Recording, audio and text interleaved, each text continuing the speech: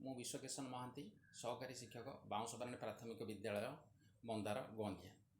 ଆଜି ପିଲାମାନଙ୍କୁ ପଞ୍ଚମ ଶ୍ରେଣୀର ସାହିତ୍ୟ କୁସୁମ ବହିର ପ୍ରଥମ ବିଷୟ ଜାତୀୟ ଧ୍ୱଜା ଆମ ଉଡ଼ଇ ଫରଫର ବିଷୟରେ କିଛି ସାମ୍ୟକ ଧାରଣା ଦେବି ଓ ବିଷୟଟିକୁ ପଠନ କରାଇବି। ଜାତୀୟ ଧ୍ୱଜା ଆମ ଉଡ଼ଇ ଫରଫର। ଲେଖକ ହେଉଛନ୍ତି କବି ପଣ୍ଡିତ ଉପେନ୍ଦ୍ର ତ୍ରିପାଠୀ। ତାଙ୍କ ପରିଚୟ ଏଠି ଦେଇଦେବା। ସେ ହେଉଛନ୍ତି ପଣ୍ଡିତ ଉପେନ୍ଦ୍ର ତ୍ରିପାଠୀ। 1903 ମସିହା ସେପ୍ଟେମ୍ବର ମାସ 10 ତାରିଖ ଦିନ ଜନ୍ମଗ୍ରହଣ କରିଥିଲେ। ସେ ପିଲାମାନଙ୍କ ପାଇଁ ଅନେକ ଗୁଡ଼ିଏ ସାହିତ୍ୟ ରଚନା କରିଥିଲେ। ସେଗୁଡ଼ିକ ମଧ୍ୟରେ ହେଉଛି କୁହୁ କୁହୁ କୁହୁ, ରୁଣୁ ଝୁଣୁ, ସୁଲୁ ସୁଲୁ, ଘଣ୍ଟି ଘାଗୁଡ଼ି, ଏମିତି ବହୁତ କବିତା ଆଉ ଗଳ୍ପ ଲେଖିଛନ୍ତି। ଆସ ବିଷୟ ଭିତରକୁ ଜାଣିବା, ପଢ଼ିବା। ଜାତୀୟ ଧ୍ୱଜା ଆମ ଉଡ଼ଇ ଫରଫର। ବିଦେଶୀ ଶାସନରେ ଅଧୀନା ଥିଲା ଦେଶ, ସେକାଳେ ଭୋଗୁଥିଲୁ କେତେ ଯେ ଆମେ କ୍ଲେଶ। ସ୍ୱାଧୀନ ଆଜି ଆମେ କାହାକୁ ନାହିଁ ଡର, ଜାତୀୟ ଧ୍ୱଜା ଆମ ଉଡ଼ଇ ଫରଫର। ମାନେ କ'ଣ ହେଉଛି ନା, ଭାରତବର୍ଷ ବହୁ ପୂର୍ବରୁ ଇଂରେଜମାନଙ୍କର ଶାସନାଧୀନ ଥିଲା। ସେହି ସମୟରେ ଭାରତୀୟମାନେ ଅନେକ ଦୁଃଖ, କଷ୍ଟ, ଅତ୍ୟାଚାର ସହିଥିଲେ। ଶେଷରେ ଇଂରେଜ ଶାସନରୁ ଭାରତୀୟମାନେ ମୁକ୍ତ ହୋଇଥିଲେ। ଆଜି ଆମେ ସ୍ୱାଧୀନ, ଆମର ଆଉ କାହାକୁ ଡର ନାହିଁ। ତେଣୁ ଆମର ତିରଙ୍ଗା ପତାକା ଆଜି ଆକାଶରେ ଫରଫର ହୋଇ ଉଡ଼ୁଛି। ତାପରେ କ'ଣ ହେଲା, ଏଣିକି ଭଲ ଯାହା କରିବୁ ସେହି କାମ, ଜାତିର ଇତିହାସେ ରହିବ ଆମ ନାମ। କର୍ତ୍ତବ୍ୟ ପଥ ଧରି ହୋଇବୁ ଅଗ୍ରସର, ଜାତୀୟ ଧ୍ୱଜା ଆମ ଉଡ଼ଇ ଫରଫର। ବର୍ତ୍ତମାନ ଆମେ ଭଲ କାମ କରି ଜାତି ଇତିହାସରେ ଆମର ନାମ ଓ ଯଶ ରଖିବା ପାଇଁ ଚେଷ୍ଟା କରିବା। ଆମର କର୍ତ୍ତବ୍ୟ ପଥରେ ଆମେ ସବୁବେଳେ ଆଗେଇ ଯିବା।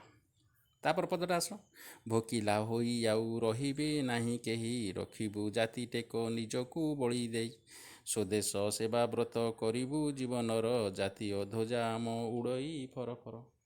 ଆମ ଦେଶରେ ଆଉ କେହି ଦରିଦ୍ର ହୋଇ ରହିବେ ନାହିଁ। ସମସ୍ତଙ୍କୁ ଖାଦ୍ୟ ବସ୍ତ୍ର ମିଳିବ। ନିଜର ପ୍ରାଣବଳି ଦେଇ ଆମେ ଦେଶ ଓ ଜାତିର ମହତ ରଖିବା। ଦେଶବାସୀଙ୍କୁ ନିଜ ଜୀବନର ବ୍ରତ କରିବା।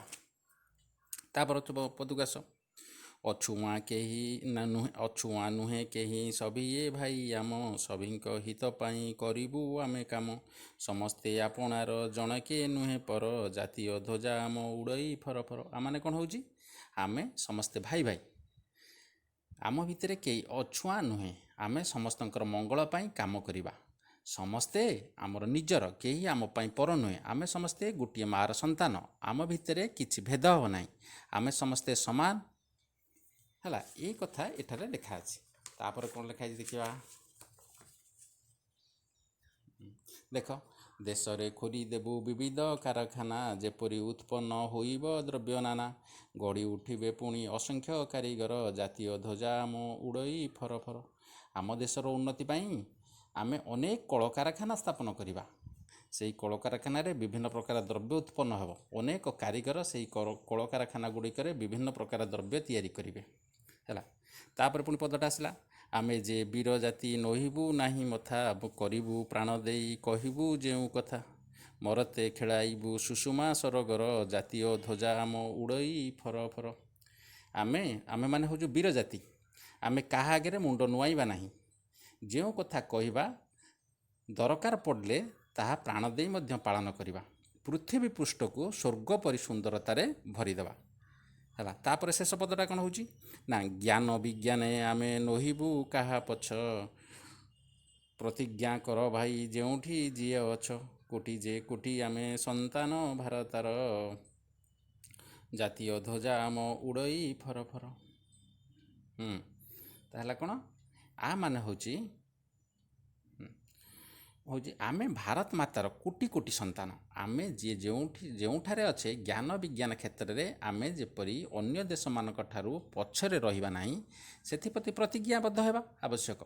ଜ୍ଞାନ ବିଜ୍ଞାନ କ୍ଷେତ୍ରରେ ଅଗ୍ରଗତି କରି ଆମେ ସମସ୍ତଙ୍କୁ ଜଣାଇଦେବା ଯେ ଭାରତୀୟମାନେ କୌଣସି ଗୁଣରେ କାହାଠାରୁ କମ୍ ନୁହନ୍ତି।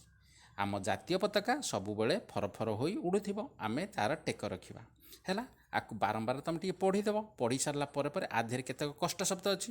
କଷ୍ଟ ଶବ୍ଦ ଗୁଡ଼ିକ ମୁଁ କହିଦେଉଛି, ସେଗୁଡ଼ିକ ତୁମେ ମନେ ରଖିଦେବ। କ୍ଲେଶ ମାନେ ହେଉଛି ଯନ୍ତ୍ରଣା। କ୍ଲେଶ କ୍ଲେଶ ମାନେ ହେଉଛି ଯନ୍ତ୍ରଣା। ସଭିଏଁ ସଭିଏଁ ଅଛି, ସଭିଏଁ ହେଉଛି ସମସ୍ତେ। ଉତ୍ପନ୍ନ ମାନେ ସୃଷ୍ଟି। ଦ୍ରବ୍ୟ ଦ୍ରବ୍ୟ ମାନେ ଜିନିଷ। ମରତେ ମରତେ ମାନେ ମର୍ତ୍ତ୍ୟରେ। ହିତ ହିତ ମାନେ ମଙ୍ଗଳ। ଧ୍ୱଜା ଧ୍ୱଜା ମାନେ ଜାଣିଛ ନା ପତାକା। ଅଗ୍ରସର ମାନେ ଆଗକୁ ବଢ଼ିବା। ବିବିଧ ବିବିଧ ମାନେ ବିଭିନ୍ନ। ମଥା ମାନେ ମୁଣ୍ଡ। ସୁଷମାନ ସୌନ୍ଦର୍ଯ୍ୟ। ଆକୁ ବାରମ୍ବାର ପଢ଼ିବ, ପଢ଼ି ସାରିକିରି ଆର ଅର୍ଥ ବୁଝିବ। ବୁଝି ସାରିଲା ପରେ ତାପରେ ପ୍ରଶ୍ନ ଉତ୍ତର ଆମେ କରିବା। ପାଠ୍ୟପୁସ୍ତକରେ ଥିବା ଯେଉଁ ଅଭ୍ୟାସ କାର୍ଯ୍ୟକ୍ରମ ତାକୁ ଆମେ କରେଇ ନେବା। ବର୍ତ୍ତମାନ ତୁମେ ନିଜେ ତ ପଢ଼ିଲ, ପଢ଼ି ସାରିଲା ପରେ ପାଠ୍ୟପୁସ୍ତକରେ ଯେତିକି ଅଭ୍ୟାସ ଅଛି ମୁଁ ତାକୁ କିଛିଟା ବୁଝେଇ ଦେଉଛି, ତୁମେ ଆକୁ କରିବ। ପିଲାମାନେ ଆସ ଏଇଥର ଅଭ୍ୟାସ କାର୍ଯ୍ୟ କରିବା। ଅଭ୍ୟାସ କାର୍ଯ୍ୟରେ ପ୍ରଥମଟା ଆସ କଥାବାର୍ତ୍ତା ହେବା। ତୁମେ ତ ସବୁ କରିଦେବ, ତୁମ ଭିତରେ ଆଲୋଚନା କରିବ। ହଁ, ତାପରେ ଦ୍ୱିତୀୟ ନମ୍ବର ପ୍ରଶ୍ନ ଦେଖ, ଉତ୍ତର ଦେଖ। କଥାକୁ କିପରି କାର୍ଯ୍ୟରେ ପରିଣତ କରିପାରିବା ବୋଲି କବିତାରେ କୁହାଯାଇଛି। ଆର ଉତ୍ତର କ'ଣ ଲେଖିବ ଏଠି ପିଲାମାନେ? ନା କଥାକୁ ପ୍ରାଣ ଦେଇ କାର୍ଯ୍ୟରେ ପରିଣତ କରିବ ବୋଲି କବିତାରେ କୁହାଯାଇଛି, ଏଇଟା ଲେଖିବ ହେଲା। ଦ୍ୱିତୀୟ ନମ୍ବର ପ୍ରଶ୍ନ, ସ୍ୱାଧୀନ ଭାରତରେ ଶିଶୁମାନେ ମର୍ତ୍ତ୍ୟପୁରୀରେ କି ପରିବର୍ତ୍ତନ ଆଣିପାରିବା କଥା କବି କହିଛନ୍ତି? ନା ଆର ଉତ୍ତର ହେଉଛି ସ୍ୱାଧୀନ ଭାରତର ଶିଶୁମାନେ ସ୍ୱର୍ଗର ସୁନ୍ଦରତାକୁ ମର୍ତ୍ତ୍ୟପୁରୀକୁ ନେଇ ଆସିପାରିବେ ବୋଲି କବି କହିଛନ୍ତି। ଗଟା ଦେଇଛି, କେଉଁ କ୍ଷେତ୍ରରେ ଆମେ ପଛରେ ରହିବା ନାହିଁ ବୋଲି ଧାରଣା ଦିଆଯାଇଛି? ନା ଆମେ ହେଉଛି ଜ୍ଞାନ ବିଜ୍ଞାନ କ୍ଷେତ୍ରରେ ଆମେ ପଛରେ ରହିବା ନାହିଁ ବୋଲି ଧାରଣା ଦିଆଯାଇଛି। ତାପରେ ଘ ନମ୍ବର ପ୍ରଶ୍ନ ଦେଖ, କେଉଁମାନେ ପ୍ରତିଜ୍ଞା କରିବା କଥା କବିତାରେ କୁହାଯାଇଛି? ନା ଭାରତବାସୀମାନେ ପ୍ରତିଜ୍ଞା କରିବା କଥା କବିତାରେ କୁହାଯାଇଛି। ତାପରେ ଉଁଟରେ ଦେଶରେ କଳକାରଖାନା ଗଢ଼ିଲେ ଆମର କ'ଣ ସୁବିଧା ହେବ? ଉତ୍ତର କ'ଣ ହେବ? ନା ଦେଶରେ କଳକାରଖାନା ଗଢ଼ି ଉଠିଲେ ଆମ ଦେଶରେ ବିଭିନ୍ନ ପ୍ରକାର ଦ୍ରବ୍ୟ ଉତ୍ପନ୍ନ ହେବ ଓ ଅସଂଖ୍ୟ କାରିଗର ସୃଷ୍ଟି ହେବେ। ଦେଶରୁ ବେକାରୀ ଦୂର ହୋଇଯିବ। କବିତାରେ 3 ନମ୍ବର ପ୍ରଶ୍ନ ଦେଖ କ'ଣ ଦେଇଛି? କବିତାରେ ଯେଉଁ ପଦରେ ଏ କଥା କୁହାଯାଇଛି ସେହି ପଦଗୁଡ଼ିକୁ ବାଛି ଲେଖିବା। ସେ ସମୟରେ କଷ୍ଟ ଭୋଗୁଥିଲୁ। କେବେ? ଏଇଟାର ଉତ୍ତର କ'ଣ ହେବ? ନା ସେକାଳେ ଭୋଗୁଥିଲୁ ଯେ ଆମେ କ୍ଲେଶ। ନା ନାହିଁ? 2ରେ ଦେଶ ସେବାକୁ ଜୀବନର ବ୍ରତ କରିବା। ଏଠାରେ କ'ଣ ହେଇଛି? କେଉଁ ପଦରେ ଲେଖା ହେଇଛି? ନା ସ୍ୱଦେଶ ସେବା ବ୍ରତ କରିବୁ ଜୀବନର। ଏଇଆ ସମସ୍ତଙ୍କ ପାଇଁ ଭଲ କାମ କରିବା।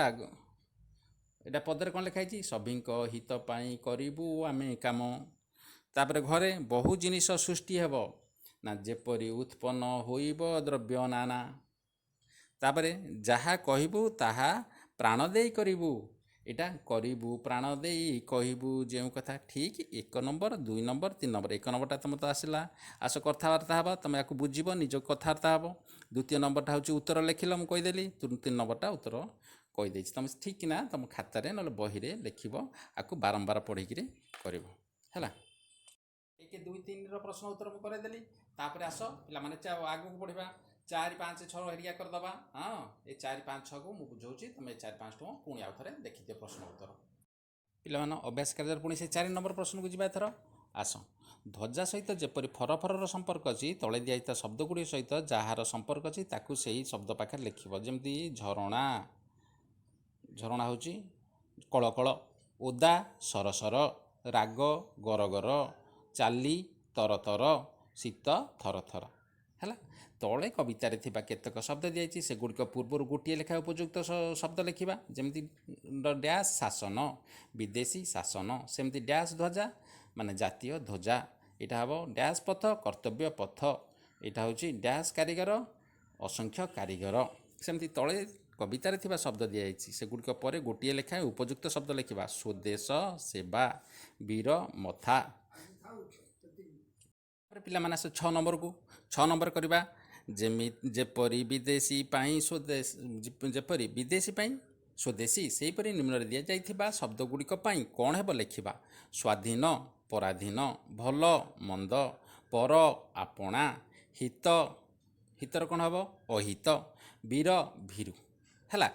ଯେଉଁ କର୍ତ୍ତବ୍ୟ ପଥ, ଯେପରି କର୍ତ୍ତବ୍ୟ ଶବ୍ଦ ସହ ପଥ ଶବ୍ଦ ମିଶି କର୍ତ୍ତବ୍ୟ ପଥ ହୋଇଛି, ସେହିପରି ତଳେ ଦିଆଯାଇଥିବା ଶବ୍ଦମାନଙ୍କ ମଧ୍ୟରୁ ଯେଉଁ ଶବ୍ଦରେ ପଥ ଯୋଗ କରି ନୂଆ ଶବ୍ଦ ଗଢ଼ି ହେବ ସେଗୁଡ଼ିକୁ ଲେଖ।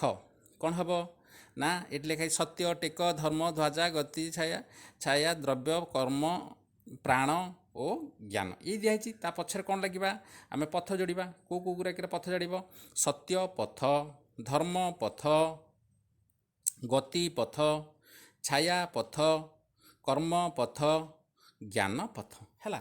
एमती इटा 1 4 5 6 7 प्रश्नर उत्तर तुम लिख तापर आस पे 8 नंबर पताकार आउ केतोटी प्रतिशब्द लिखा पड़ो लिखाई 8 नंबर पताकार प्रतिशब्द कौन झंडा पताकार प्रतिशब्द कौन केतन बाना निशाण है 9 नंबर प्रश्न जेपरी शासन शासित दलू दलीय होपरी तले दि जाता शब्द मानक नुआ रूप लिखा उत्पादन उत्पादित नाम नामित जाति जातीय विदेशी विदेश विदेशी जीवन जीवन जीवित तले क और ख स्तंभ में किसी शब्द दि जाए संपर्कित शब्द दुईटी को मिलाई जो नुआ पदटी होती ग स्तंभ में लिखा कौन लिखा क स्तंभ ख स्तंभ में काम लुह राग वचन पताका ओदा ख स्तंभ में खर खर गर गर झर झर तर तर सर सर फर फर आपको लगे ग स्तंभ में लिखा ग स्तंभ में कौन लिखा लिख काम तर तर लुह झर झर राग राग गर गर तापर वचन खर खर पताका फरफर ओदा सर सर पिला माने तुम इन सब प्रश्नर उत्तर खातार लिख खातार करी देख आज ये विषयटी सरला तुम आपको भल भाव पढ़ और खातार लिख माने घर बसिक ये बईटा को पढ़ बारंबार बारंबार ये विषयटा पढ़ विषय की प्राक्ट कर गीतटा मन रखा चेष्टा कर संगे संगे ये विषयर अर्थटा बुझ।